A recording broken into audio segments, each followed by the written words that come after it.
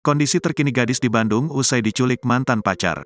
Keisa Aurelia Arsina, 19, asal Bale Endah, Kabupaten Bandung akhirnya dapat kembali berkumpul bersama keluarganya.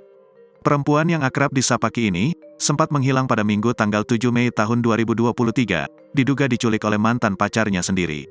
Ayah korban, Wilma Luktani, 39, mengatakan, saat ini anaknya sudah ditemukan dalam kondisi sehat. Alhamdulillah sehat, ujar Wilma, saat dihubungi melalui sambungan telepon, Selasa, tanggal 9 Mei tahun 2023. Sementara pelaku penculikannya, kata dia, sudah dibawa polisi untuk menjalani pemeriksaan. Sudah ditangkap, sekarang lagi diperiksa di Polrestabes, katanya. Sebelumnya diberitakan, seorang remaja bernama Keisa Aurelia Arsina, 19, asal Bale Endah, Kabupaten Bandung, diduga menjadi korban penculikan oleh mantan pacarnya sendiri. Peristiwa itu terjadi di Jalan Kawaluyan Indah 4, Kota Bandung, Minggu tanggal 7 Mei tahun 2023 malam.